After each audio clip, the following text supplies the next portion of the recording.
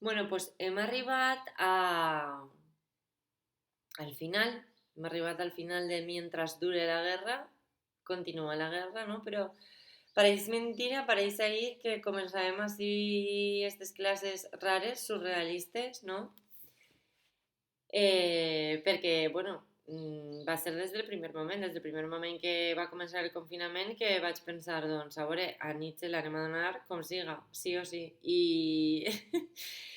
Bueno, jo crec que ha quedat prou clar, més o menys, així, no? En estes classes YouTube i en les videoconferències, perquè a partir del moment de que estiguera la plataforma per videoconferència, doncs també superbé la classe així, i que bé, doncs la manera de haver anat donant-ho tot ha sigut prou solvent i prou bé.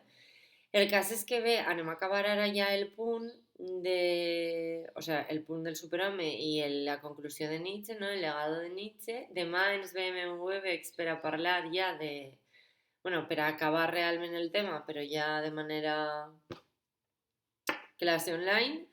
I el divendres ja examen, ¿vale? Vos el passe, teniu fins al 25 per a entregar-lo. I després d'això ja us vaig dir, diguem que, bueno, hem anat més o menys igual que si haguem sigut les classes presencials. En les classes presencials, depenent del grup, més o menys per aquests dies haguem fet ja tots els exàmens i a partir d'ahir la gent que no se vaig a presentar de filo en selectivitat, doncs ja està, hem acabat. I és que sí que vos presenteu, doncs ja us vaig dir que vos gravaria el vídeo per a Plató, per a Descartes, i bé, també podem fer un per a Nietzsche de resumir en el vídeo tot, no?, de cara a selectivitat, les coses més fonamentals, i després també doncs, ja quedarem per a fer alguna també videoconferència en concret de cara a selectiu, val?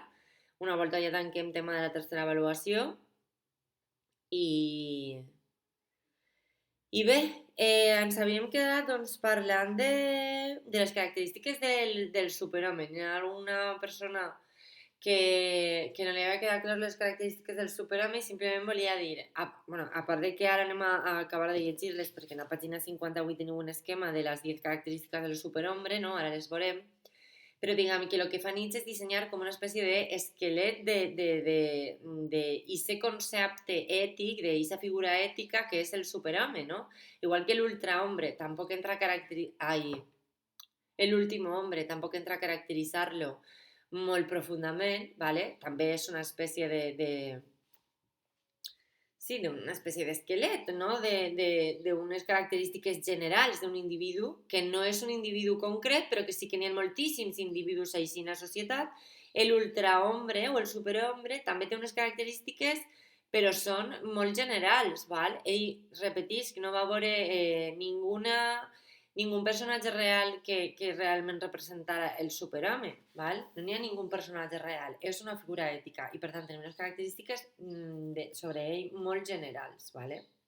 Aquestes característiques, que ja vam estar parlant ahir un poc sobre tot això, ens diu que té una moral de senyores, això és evident, val? Perquè aquesta moral de senyores serà aquell individu que se donava d'ell mateix el seu propi bé i el seu propi mal. És a dir, que no se regia sobre el bé i el mal que dicta la societat en concret de cada moment, no?, històric, sinó que se dona d'ell el seu propi bé i el seu propi mal. Això era fonamental per entendre aquesta moral de senyors, que és inevitable, evidentment, que el superhome tinga aquesta moral. No va tindre la moral de los débiles del rebaño, de la vida descendente i tot això. Després, com a teoria del coneixement, la teoria del coneixement de l'ultrahome no pot ser una altra que el perspectivisme. Ja vam parlar molt àmpliament del perspectivisme, no? De la veritat com a interpretació. No existeix la veritat objectiva ni siquiera en la ciència. No n'hi ha coneixement objectiu de res, ¿vale? Només existeix la múltiple perspectiva, múltiple interpretació de la realitat. La realitat, recordeu, no la podem conèixer, només la podem arribar a experimentar, val? I evidentment la realitat per a mi és d'una forma i per a cada un de vosaltres i de tot el món és d'una altra manera. Cada un interpreta des de la seva perspectiva, però això n'hi ha múltiples perspectivismes i la teoria del coneixement es diu perspectivisme. I per últim, evidentment, l'ultrahome no podia tindre una voluntat de poder dèbil, no? Sinó que una voluntat de poder molt forta, una potència màxima, mos diu, no? una voluntat de poder que sempre s'està tractant de superar a ella mateixa. Llavors vaig deixar molt clar que és aquest afany de superació no per ser superior a la resta, sinó per tindre aquesta sensació d'haver-te superat a tu mateixa i cada volta ser millor, no? I bé, així ens dia, doncs ja vam parlar també que era molt fàcil interpretar això de mala manera, no? Diguem, des d'un punt de vista dictatorial o totalitari, quan diu que el que no puede mandarse a sí mismo debe obedecer, lo mejor debe dominar, lo mejor quiere también dominar. ¿Vale? Mala interpretació, fàcil de fer-se, però anem a veure, una volta hem donat a Nietzsche, l'hem conegut, l'hem llegit prou, sabem que mai en la vida fa una defensa d'un estat, al contrari, és un crític sistemàtic contra l'estat. ¿Vale? Tot allò que socava la llibertat de l'individu, que socava l'autonomia de l'individu, que l'esclafa i no el deixa viure i no el deixa ser, és mal per a Nietzsche, és algo negatiu. Recordeu, allà on acaba l'estat comença el camí d'aquell home que no és superflu. Comença el camí del superhome, mos diu Nietzsche. És a dir, és un crític, un antiestatal. Antiestado, no sé. El cas és que heu de tindre en compte això, ¿vale? Que pese a que s'hagin fet males interpretacions d'ell des de molts aspectes, evidentment és que està oberta a la mala interpretació, això no se pot negar, però que una volta el coneixes, has llegit la seva obra i saps el que diu, ell el que està fent és una defensa a ultrança de l'individu. Molt important entendre això. Per això, com es diu, lo mejor debe dominar, lo mejor intel·lectualment parlant, sempre estem parlant d'una aristocràcia intel·lectual. El més savi, el més capaç, no perquè tinga més diners, ¿vale? No estem parlant d'una aristocràcia econòmica ni d'un poder militar. No estem parlant de poders polítics, econòmics o militars, estem parlant d'una aristocràcia intel·lectual. Lo mejor intelectualmente debe dominar y quiere también dominar, ¿vale? Dominar, no a nivell polític o militar, dominar la vida, dominar els instints, dominar aquests àmbits que Nietzsche pensa que s'han relegat allà a un pou oscur i que ningú ha parlat d'ells, mentre que ell diu, lo important que és filosofar en el nas, per exemple, no? Ens diu, i aparell tan important nostre, i sentit tan important nostre que hem oblidat, que hem relegat, perquè clar, el més important era la raó. El més important era la raó, però ningú s'ha parat a pensar en el cos, que filosofem en el cos, que pensem en el cos, i que la raó, mos diu Nietzsche, és un òrgan fisiològic més, no? Per això, o sea, este momentazo en el que diu lo de també dominar, debe dominar y quiere dominar, ¿no? Lo mejor, també tenim que pensar des de esta terminologia que utilitza ell d'aquesta voluntat de poder forta, però sempre pensant en l'individu, ¿vale? O sea, sempre a nivell individual, no? No ens està parlant de canvis, de transformacions socials, que és el que llegim en aquest últim paràgraf. Només uns pocs seran capaços de tindre aquesta voluntat de poder forta, de tindre la moral de los senyores. Només uns pocs podran seguir el camí del superhome. ¿Vale? Això no és una moral para el rebaño, para el borrego, esa moral de mediocres, de dèbils, de vida descendente. No. O siga, no. Per això al final mos dia, en ningún caso, ¿vale? Aparece como un modelo de verdad a imitar por la gran masa, ¿vale? Por todos los hombres, com feia, per exemple, Plató en el mito de la caverna, no? On resulta que tots hauríem de comportar-nos com el presoner lliberat, que eixia fora de la caverna, se donava compte que la realitat que havia estat contemplat fins a aquest moment era falsa, era un món d'aparences i que la realitat estava fora. Però això era algo que havien de seguir aquest model tots. Nietzsche dirà, el model que estic plantejant així per a aquest esperit lliure tan fort, en una voluntat de poder tan forta i tal, molts no el poden seguir, ¿no? Era el que diem de que algunos pueden llegar a las alturas, ¿no? A los abismos y todo això, y son capaços de aguantar-ho, però n'hi ha molts no, ¿no? La gran massa se queda ahí, en el rebaño, pastant, i no arriben a les altures, ¿no? No arriben a l'abismo. De totes maneres, això podem parlar demà si voleu en persona. 10 característiques del superhombre, ¿vale? En la pàgina 58, molt important entendre això perquè això són les característiques que millor poden ajudar-nos a entendre aquest concepte, ¿no? Ètic del superhome. En la primera nos diu, menosprecia el instinto de conservación, supervivencia, porque es propio de los débiles, de los cadáveres vivientes, ¿vale? perquè no viuen peligrosamente, que diria ell, vivir peligrosamente, no? Construït vuestras casas al lado del Vesubio. Bueno, posava exemples així, no? De coses que seria perillós fer, no? I diu, vivir peligrosamente, no? Com un lema, com un objectiu, no? A complir. Perquè és com que cada volta que arrisques te fas més fort i més poderós, no? I en la medida de lo possible, això és el que fa créixer la voluntat de poder, no?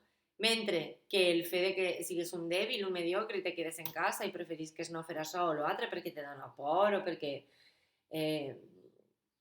bueno, els motius que siguin, doncs realment no estàs fent créixer la teva voluntat, no estàs tractant de millorar-te ni res d'això, no? Per tant, el superhombre ama el riesgo y solo se mueve por el instinto de creación. Ateísmo radical, ¿vale? Evidentment, ni Dios ni verdad. Només el pluralisme d'interpretacions, això ho hem parlat també, ¿vale? Això no significa que el fet de no creure en valors universals no significa caure en un escepticisme radical. Recordeu a los escèpticos quan veiem a Descartes, que era dubtar de tot i no tindre un coneixement cert de res. El superhombre cree y mucho, pero solo en sus propios valores, ¿vale? Él es su religión, ¿vale? Eso es muy importante. Incorpora el padecimiento y el dolor como una parte más de la vida, ¿vale? Perquè, evidentment, l'enriquís, no? No és com el dolor este que parlàvem dels cristians, no? De tindre que fustigar-te i castigar-te a tu mateixa per limpiar la culpa i el pecat del teu cos perquè és impur i tot això. No és aquest dolor gratuït, dirà Nietzsche, sinó que és un dolor que te fa augmentar la teua voluntad de poder, ¿vale? Hace caso omiso a los prejuicios de la gente, se sitúa más allá del bien y del mal, pues él es su bien y su mal, ¿vale? Más allá del bien i del mal, ja vos he dit que és perquè no creu en una moral concreta, ell se dona a ell mateix el seu propi bé i el seu propi mal. No cree en la igualdad implica rebaño, jo ho vam veure en la crítica a la democràcia, sí en la diversitat i en la diferència, ¿vale? És a dir, cada un de nosaltres és diferent, és totalment, n'hi ha una diversitat constant i constatable, no? Però ens tracten d'equiparar a tots per igual i ens tracten d'igualar a tots, i per a Nietzsche ja vam veure àmpliament en la crítica a la democràcia, això era molt negatiu perquè damunt se tracta d'igualar en la mediocritat, era l'exemple de la nota. Quan una persona mediocre sap que no pot aprovar i el professor diu doncs vaig a posar a tots un 5, i la persona s'alegrarà, però la persona que pot treure molt millor nota no s'alegrarà, no? Era el que ens deia, de que los fuertes, los superiores no volen igualar-se al dèbil, no? A l'inferior, però a la inversa sí. Per què? Doncs perquè evidentment és molt més fàcil que tot el món traga un 5 que tot el món traga un 10. Bé, para continuar nos diu, no participa del mundo público, no se deja convencer por los oradores del mercado, es un solitario, això suposa que s'entén, no? Ja vam parlar un dia de la quantitat d'intel·lectuals que d'alguna manera feien una apologia de la soledat, no? La soledat en el sentit de no estar en esa massa estúpida que no te deixa créixer i no te deixa ser autèntic i tot això, no? Doncs evidentment el superhome és inevitable que siga un amant de la soledat, ¿no? Mientras el rebaño corre por miedo a perder al pastor, el superhombre corre para no ser alcanzado por el rebaño, ¿vale? És una imatge prou clara d'aquest exemple. Ni critica ni se queja, ¿vale? En el punto 7, no niega, crea, y el creador no puede concentrarse en la destrucción. La queja nunca vale para nada, es un producto de la debilidad. Quejarse és producto de la debilitat. Per tant, això de queixar-te o de tirar la culpa a la resta de les coses mal que te passen o que te isquen, realment recordeu que per a Nietzsche això era de cobardes, de mediocres, de dèbiles. Val? Tot allò que te passa en el fons en gran part és responsabilitat teua, de ningú més, i el fet de queixar-te de tirar-li la culpa a la resta és de ser dèbil, val? De no acceptar les conseqüències dels teus fets, de no acceptar doncs, que si n'hi ha algo que t'ha passat mal, algo hauràs fet mal tu també, no? Per tant, important esta idea, no?, de que ni critica ni se queja, ¿vale? I damunt tampoc sent enveja, li són indiferents els demés, per tant, li dona igual. No sent enveja cap a la resta, val? La vida se vuelve experimento personal, aventura, també és una idea molt bonica, la veritat està, no? de veure la vida com una aventura que tu vas fent cada dia, no? La vas dissenyant i la vas produint tu i és una aventura contínua, no? Bueno, en estos moments de confinament, no és lo de l'aventura, se queda una miqueta reduït, però bueno. En el punt 9, obra desde el deseo, desde el cuerpo, no desde la razón y la conciencia, antepone la vida al conocimiento, molt important, recordeu. El punt, diguem, central de la reflexió nietzscheana és la vida, ¿vale? La vida com a allò que s'havia despreciat per complet perquè primer havien posat en el lloc central de reflexió a Déu, després havien posat en el lloc de reflexió central a la raó, i una volta hem vist que ni la raó, ni Déu, ni tots aquests grans ideals, la veritat en majúscules, la ciència en majúscules, molt valient, Nietzsche, dins del moviment este que havíem parlat ja del vitalisme, diu, és la vida la gran olvidada i és la vida l'únic que tenim. És des d'on reflexionem, des d'on ens passen les coses, no? Reflexionem, evidentment, de tot allò que ens passa en la vida. O sigui, que quin és el lloc on ens passa tot això, la vida. I què és allò que ens capacita per a reflexionar? El nostre cos, no? Perquè al cap i a la fi el cervell és cos, no? És un òrgan físic nostre, o sigui que aquesta raó immaterial o abstracta mantenia una metafísica que a dia d'avui, evidentment, ja és insostenible, no? Evidentment, la creença en tot això. Y, per últim, en el punt 10, seguía por la belleza, no por el deber, ¿no? Su moral se convierte en pura estética dionisíaca, instinto, pasión, orgía, caos, música i danza.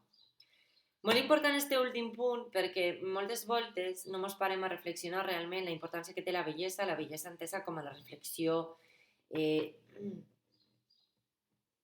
veure, en l'estètica, no? En l'estètica com a reflexió filosòfica sobre l'art, i llavors va dir l'art, no és anar al museu a veure obres d'art, no? L'art impregna la nostra vida d'una manera que pràcticament, a veure, menys la gent que està molt entesa en art i tot això, molta gent li pregunta si li agrada l'art i te diuen, no, això d'anar a museus a veure obres d'art, a veure, l'art és el cine, l'art és la música, l'art són còmics, són els llibres, la poesia, l'art impregna la nostra vida, no? I al cap i a la fi, evidentment, és una expressió humana de les més autèntiques, de les que ens fan diferenciar-nos de la resta d'animals, la producció artística, no? I és allà on els nostres sentiments més importants, no? I aquest àmbit tan transcendental de la nostra vida és millor, d'una manera millor expressada, no? Precisament en el món de l'art. Quan ens diu perquè Nietzsche parla prou d'estètica, que se guia per la belleza i no per el deber, parem a reflexionar en la importància que té en la nostra vida i guiar-nos per la bellesa, no? Buscar la bellesa, les coses que ens fan sentir-nos bé, no? Que ens resulten boniques, no? Els llocs, els paisatges, la música, inclús les persones, no? Que ens fan sentir-nos bé, no? I fugim de tot allò que en part ens sembla lleig, ¿no? En la medida en que, claro, o sea, recordeu que en l'antiguitat clàssica, bueno i bello eren pràcticament sinònims. Algo no podia ser bo si no era bell i algo no podia ser bell si no era bo. Se coimplicaven la bellesa i la bondat. ¿Vale? Per tant, la maldat estava coimplicada con la fealdat. ¿Vale?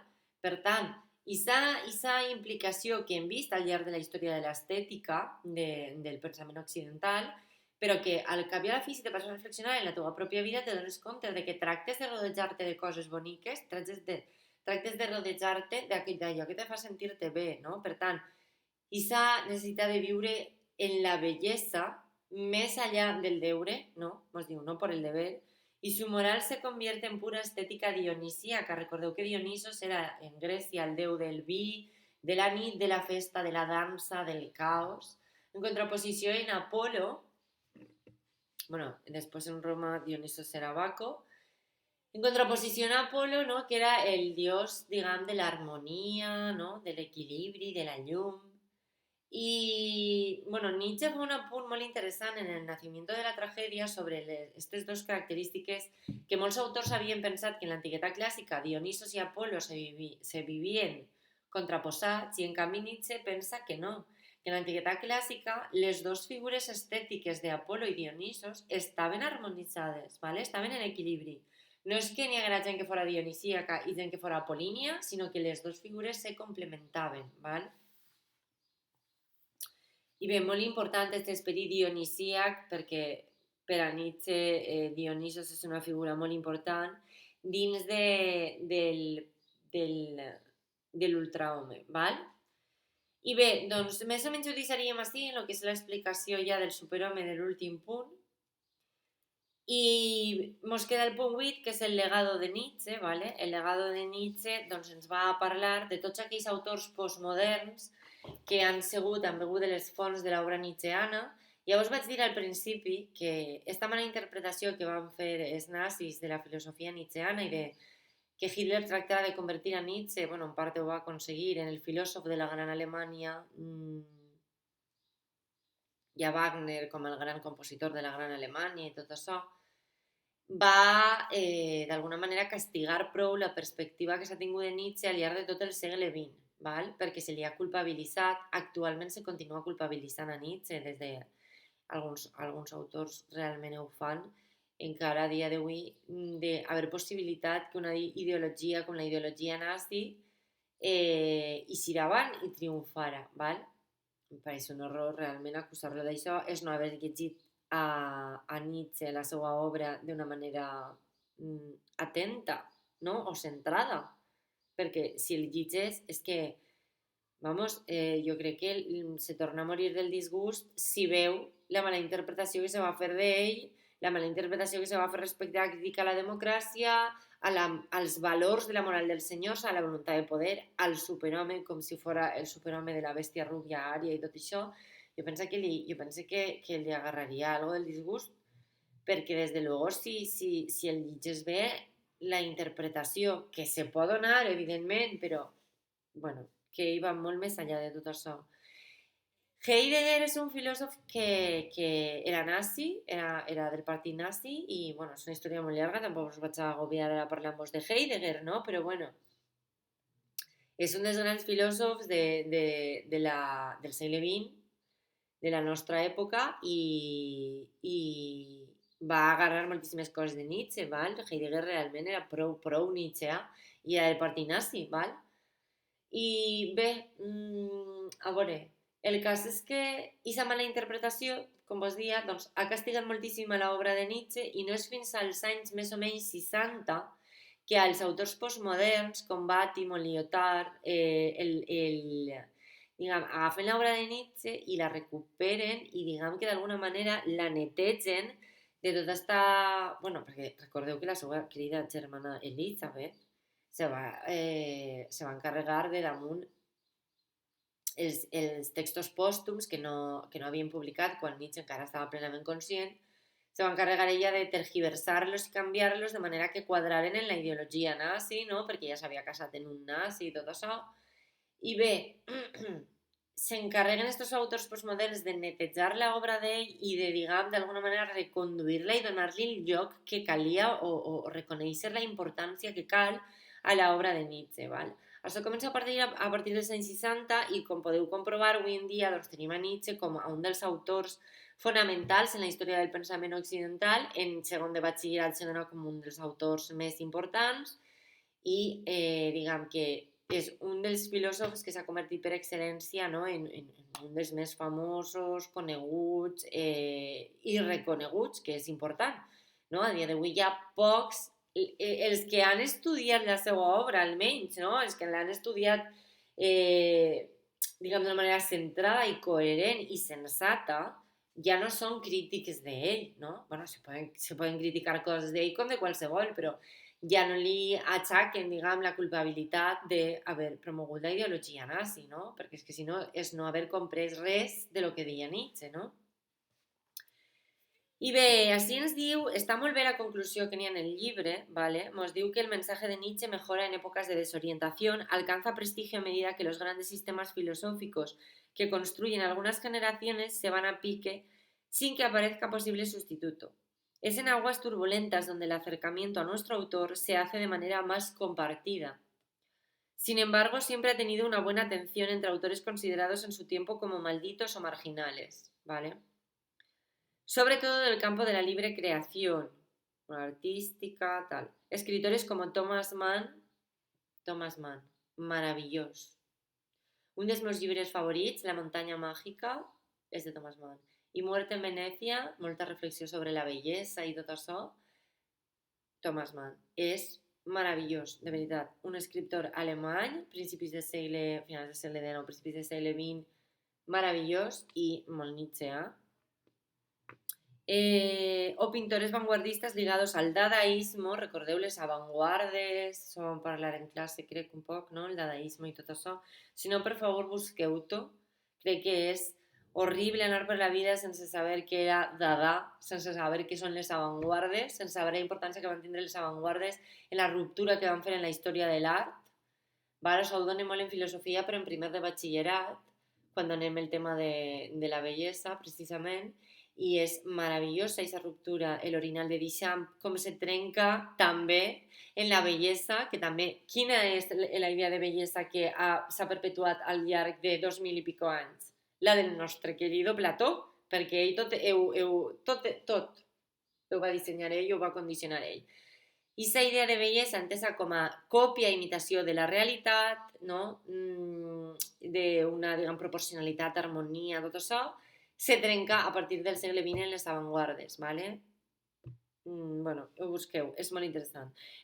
Molt inspirats també en Nietzsche. En el terreno filosófico padeció muy pronto el ataque del marxismo. Claro, ell era un gran crític del socialisme, doncs imagineu, als socialistes no les feia cap gràcia Nietzsche. El marxismo ortodoxo solo ve en Nietzsche la respuesta individual del intelectual pequeño burgués que observa cómo su mundo de privilegios se precipita ante el avance del nuevo orden social que nos lleva a una sociedad de iguales. Claro, els socialistes criticaven a Nietzsche com dient, ai, mira que se te derrumba el mundo burgués, no? Que anem a guanyar la internacional, anem a guanyar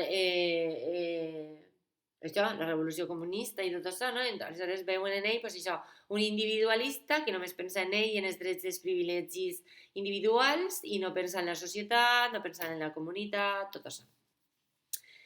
Esta interpretación negativa junto a la acogida favorable que pensadores profascistas hicieron de Nietzsche, ¿no?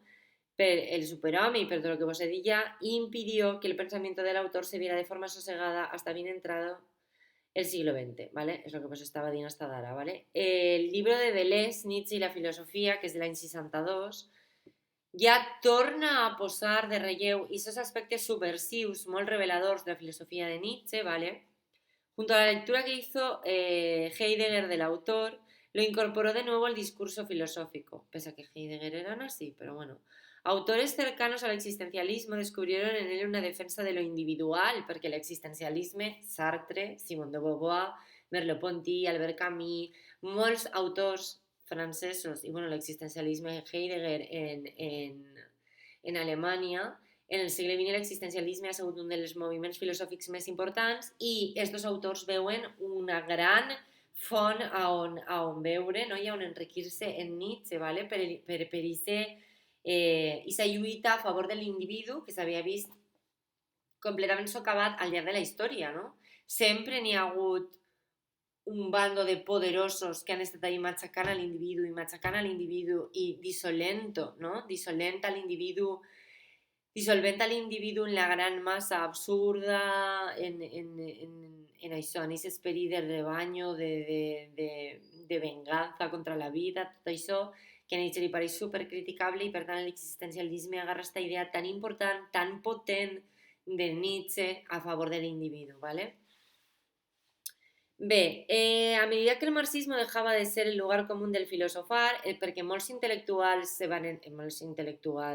eren del Partit Comunista i molts intel·lectuals d'esquerres, doncs, quan se van donar compte de què estava passant en la Unió Soviètica, en Stalin, se'n van iniciar del partit i se van posar a ser molt crítics en el socialisme. Ahí és on agafa força una altra volta el pensament nietzscheà, ¿vale?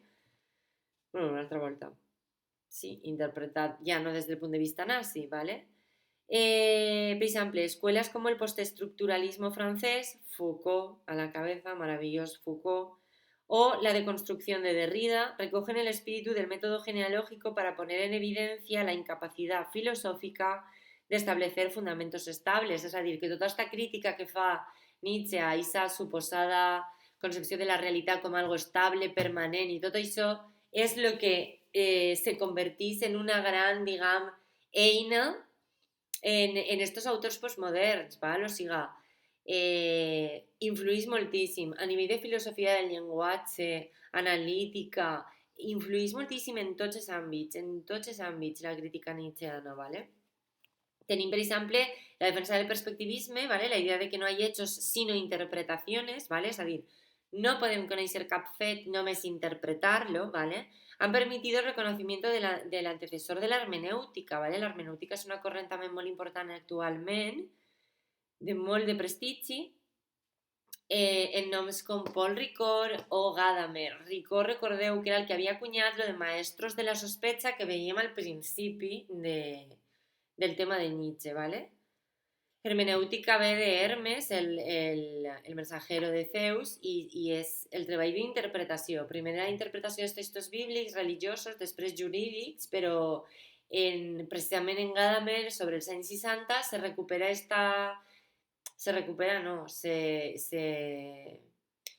instaura una hermenèutica filosòfica molt important a nivell de qualsevol text, val? Ja no només religiosos o jurídics. Després tenim, per exemple, que el debate de los años 80 entre modernidad y posmodernidad, perquè, claro, si a vosaltres vos pregunten actualment quina època vivim la posmodernitat, no? Hi ha molts autors que estan en contra del concepte de posmodernitat, però, bueno, estem vivint la posmodernitat perquè precisament estem en l'època que va després de la modernitat, aleshores, evidentment, és la posmodernitat. I Nietzsche se considera el pare de la posmodernitat. Se li ha considerat, no és que ell se considere, se li ha considerat pare de la posmodernitat perquè és el que fa el diagnòstic del nihilisme negatiu, un diagnòstic molt brillant, molt preclar de lo que ha passat al llarg del segle XX en Occident. Aleshores, claro, marca les bases de tot el pensament postmodern, ¿vale? Este diálogo entre modernidad y posmodernidad, ¿vale?, se vuelve más fructífero por dos razones. Se ve en nuestro autor como un pronosticador acertado de nuestro tiempo, lo que os acabé de decir, ¿no? Ese diagnóstico tan brillante que fa, y se pregunten, ¿no será la sociedad de consumo o el modelo de democracia más mediático la concreción histórica del nihilismo pasivo del que Nietzsche vio las primeras sombras? És a dir, esta democràcia en la que podem inclús arribar a dir que la gent pareix que s'agafa la política com si fos un show, un programa televisiu, on votem els de blavet, els de roget, els de taronja o els de morat, saps? Aunque, a veure, qui diu la barbaritat més gran o qui fa la major tonteria i qui fa més risa i en comptes d'estar pensant realment l'important que és la política, que són els que van a gestionar els impostos de la gent, ¿vale? Lo que recauda l'Estat dels nostres sous. Esta gent ho ha de gestionar de cara a nivell estatal, autonòmic, etc. I n'hi ha molta gent que se ho agafa a pitorreo com si la política fos un show, un telebasura més, no? I aquest pensament únic que ha possibilitat que la gent pràcticament ja no siga crítica, ja no pense. L'últim hombre, ¿vale? Recordeu, esta figura de l'últim hombre, i sé que viu tirat en el sofà, passa de tot, té igual absolutament tot, i el nihilisme negatiu, ¿vale? Això és el que ens està dient, no? Esta societat de consum que només ens alegra comprar coses noves, només ens dona alegria anar i comprar, i comprar, i comprar, i que les coses se trenquen en seguida per poder comprar-ne de noves, no? Que antes una tele te durava tota la vida i una llavadora i una nevera i ara no duren ni 2 anys a vegades. Per què? No, ja sabeu lo de l'obsolescència programada, doncs perquè si no s'acaba la cadena producció-consum, no? És molt trist, però bueno. Nihilismo passivo, no? Realment vosaltres mateixa podeu fer una reflexió prou important sobre això. Por otro lado, algunos quieren ver en su nihilismo activo la única manera actual de conseguir una especie de ética para tiempos de crisis de valores. ¿Vale? És el que vos deia l'altre dia. Ara, per exemple, en tot això del coronavirus, quan ens parem a pensar realment anem a canviar, esta crisi ens va fer ser de veritat més solidaris, tot això, no veieu que podem extrapolar un poc aquesta idea del nihilisme positiu? No seria ara moment de transvalorar aquests valors decadents, oblidar-nos d'aquest últim hombre que no mou el cul i fer coses noves i canviar les coses, canviar el sentit que tenim cap a la terra, i ser més fidels a la terra, que deia Nietzsche al cap i a la fi, i ser més fidels al nostre cos, valorar més les coses que tenim, tractar més a la resta d'espècies com a germans nostres i no com a esclaus nostres, per exemple, no? És a dir, és tot com una espècie de possibilitat de millorar, no? el nostre entorn. No hem vist com en 2 mesos de confinament se reduïa una barbaritat la contaminació? Seria possible ara anar per altres camins? Seria possible canviar de veritat, que se donara aquest canvi? O tenim tanta por a l'enfonsament del capitalisme i del consumisme que anem a deixar que tot continuï una altra volta igual? No? No n'hi hauria la possibilitat de veritat de que l'economia anara bé encara que estiguem utilitzant energies renovables i netes i encara que estiguem utilitzant altres maneres, altres vies de vida possibles, no? Bé, no vull enrotllar més, però bueno, me pareix important, no? I a dia d'avui més, es queda en el moment que estem vivint, que és un moment històric, no? La pandèmia del 2020 és una reflexió que crec que ve perfectament a col·lació, no? En tot això. Però després ens diu interpretacions com les de Giorgio Colli, que va ser, junt amb Chino Montinari, l'autor de la primera edició completa de les obres de Nietzsche, ¿vale? En el 58, le reconocen como el gran devaluador de los sistemas morales, gracias a lo cual hoy en día es posible una visión no moralista del mundo. És a dir, gran i momentazo important en l'obra de Nietzsche, ¿no? Esa eliminació del moralisme, ¿no? Por otra parte, Nietzsche anticipa las desmitificaciones, análisis del lenguaje, Wittgenstein, e inspira las corrientes filosóficas que acaban convirtiendo la filosofía en una forma más de poesía o puro texto, ¿vale? És a dir, molt important, clar, tampoc ens posar a explicar-vos ara Wittgenstein i tot això, però Nietzsche sí que va ser també la llavor que comença, ¿vale? a anticipar-se a aquests anàlisis de desmitificació, ¿vale? Que després fa Wittgenstein del llenguatge, per exemple, recordeu la crítica a la gramàtica, tot això, ¿vale? Després, autores marginales, no tan marginales, perquè avui en dia Emil Cioran jo crec que no és tan marginal, però bueno, sí, difícilmente clasificable y grandes maestros en el arte del aforismo como Emil Cioran. Emil Cioran és meravellós. No se li acaba de considerar filòsof, però bueno, sí que la seva obra és una obra molt literària, però sí que té molta reflexió filosòfica. Emil Cioran té un llibre preciós que se diu En las cumbres de la desesperació, que el va escriure d'adolescent perquè diu que si no l'haguera escrit s'haguera suïcidat. I té altres llibres, bueno, és meravellós, de veritat, escriu molt bonico. Si teniu temps, ja en estiu, després de selectivitat, us compreu algun llibre de Cioran, vos encantarà, és molt, molt, molt bonico. Después, actualmente autores centrales en el debate filosófico que cuentan con gran prestigio, por ejemplo, con Bátimo, Gianni Bátimo, ¿vale? Desde la hermenéutica postmoderna, Michel Onfray, el meu gran Michel Onfray, que vaig fer la tesis del màster sobre ell, és l'autor que, bueno, jo doné l'antimanual de filosofia en primer de batxiller, però a més és l'autor que vos vaig dir que havia fet una gran tasca de reconstrucció de totes les filosofies oblidades per culpa del venciment, no? de la victòria de Plató i l'idealisme. Tot el materialisme que havia quedat com als vençuts, no? Marginals de la història acadèmica tradicional filosòfica occidental, com per exemple els atomistes, els materialistes com els hedonistes, Epicur, els sirenaics, Diògenes de Sinope, els cínics, ¿vale? Totes aquestes en l'antiguitat clàssica, però després n'hi ha molts autors al llarg de la història que han sigut realment doncs, pensadors superimportants, molt relevants, que s'han doncs, quedat marginats per el camí. Onfray fa aquesta recuperació, té moltes obres que se diuen contrahistòria de la filosofia, i és en les obres que recupera aquests pensaments que s'han marginat. Ell és un gran digamos, deixeble de Nietzsche, ¿vale? Desde una visión hedonista, materialista, crítica con la religión, ¿vale? Y reconoce deudas con el pensamiento nietzscheano, evidentment, ¿vale? És un dels seus pares filosòfics, a part de Diógenes, a part de Epicur, ¿vale? Y después nos dio mucha presencia actual de la obra de Nietzsche, pero con muy variados desacuerdos, puntos de vista sobre el autor. Hay decenas de interpretaciones más o menos convincentes de su obra, en razón del clan filosòfic del que provenga l'intèrprete, no? Lo que vos vaig dir, doncs n'hi havia tantes interpretacions que, bueno, això. Siguiendo el pensamiento nietzscheano, todas son correctas porque ninguna es la correcta, ¿no? Evidentment, en el sentit de que Nietzsche dia que no existís la veritat, només la múltiple interpretació, no? Les múltiples perspectives. Per tant, clar, des d'aquest punt de vista tot és tan relatiu que qualsevol interpretació en el fons seria vàlida, però bueno, com ell en el fons no va caure en el relativisme i ho va dir, que no era qüestió de caure en el relativisme, tampoc anem a caure nosaltres i evidentment qualsevol interpretació no és vàlida, perquè per exemple la interpretació molt interessada del nazisme per part de la figura per exemple del superhome, doncs ben se veu que és molt interessada, és a dir, que no tota interpretació és vàlida. I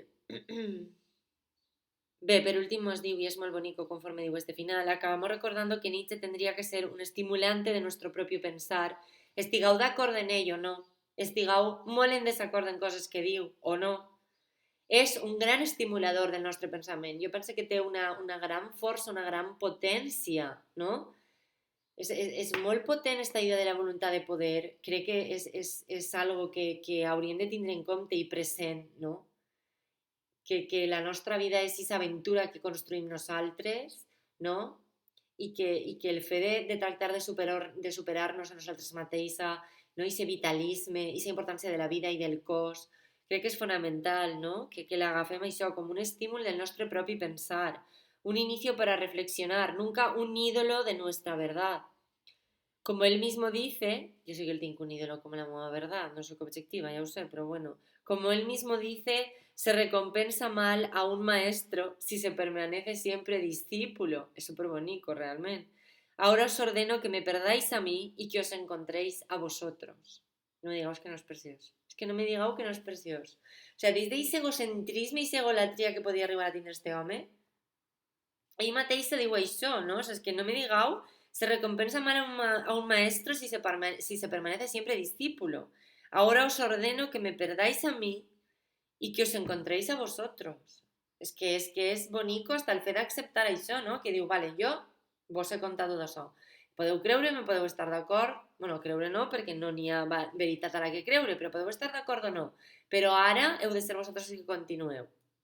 Y diu, y a pesar de todo esto, nada hay en mí de fundador de una religión. Las religiones son asunto de la plebe. Yo siento la necesidad de lavarme las manos después de haber estado en contacto con personas religiosas. No quiero creyentes.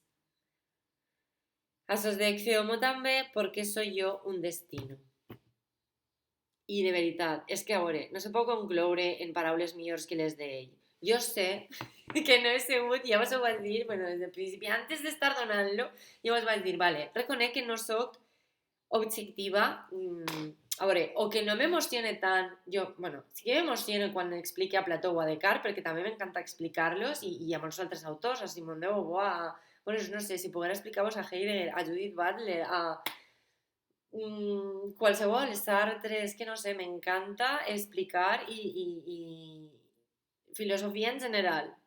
Però, claro, és que Nietzsche me pareix que té un poder tan fort i té unes cites tan lapidàries que vosaltres me dieu, ai, pues a mi me costa més d'entendre-lo, me pareix més fàcil d'entendre a Plató o a Descartes, tal. A veure, però en el moment en què realment te pares a pensar, ja s'espera un van estirs de lo que està dient-te, en aquest moment, quan estàs gaudint d'esta prosa tan lírica que té, que escriu les coses tan profundament, dius, no ho sé, a veure, és qüestió de gustos, evidentment, no? I a la majoria de la gent no li agradarà, a la majoria de la gent doncs, no li agradarà pensar, n'hi ha gent que diu, és que a mi no m'agrada pensar, doncs pues vale, no sé. O sigui, vull dir que cada un, per a gustos colors, se diu, no? Vulgarment bueno, vulgarment. Però que, no sé, a mi me pareix que almenys, sí, el que ens diu el llibre, no? Que me pareix una gran reflexió, quan ens diu que almenys el servisca d'estímul per a la nostra pròpia reflexió, perquè sí que és veritat que, bueno, a veure, Descartes ja te podia servir com a un estímul, perquè segue l'idees de la Santa Inquisició, i este home ahí dient-nos ja, derrumbeu el vostre edifici de coneixements, no? I construïm de nou, però sobre la base de coses que siguin completament veritat, que se puguen demostrar o sea, que puga creure en elles perquè les he demostrat, tot això ja era super revolucionari, no? Ja tenia ahí un poder increïble, no? Però que arriba Nietzsche i tracte de derribar tots aquests pilars immensos que havien estat ahí mantenint, no? Aquesta civilització occidental i que cada volta estava més en ruïnes i més en ruïnes, no? Imagineu aquestes ruïnes que n'hi ha ahí en el centre de Roma, ¿no? Lo del Foro Romano, estas ruïnes i esos pilars, que és una passada, a mi m'encanten lo de les ruïnes, però per tindre una imatge gràfica, no?, d'aquesta civilització que se va, diguem, d'alguna manera derrumbant i que necessita que algú agafi, no?, i la continuï, però la continuï de manera autèntica, no?, de manera nova. Bé, doncs, en fi, jo espero que vos hagi agradat i que estigueu d'acord o no en ell, almenys, doncs, això, que n'hi ha moltíssimes coses d'ell molt reveladores i necessàries a l'hora de pensar realment,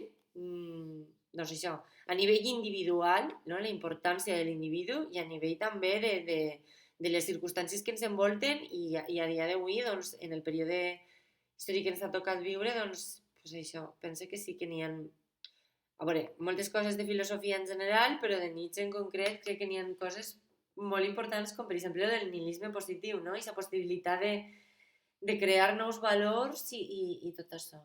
I bé, doncs acabem també a Nietzsche demà en Webex, així que ens veiem demà.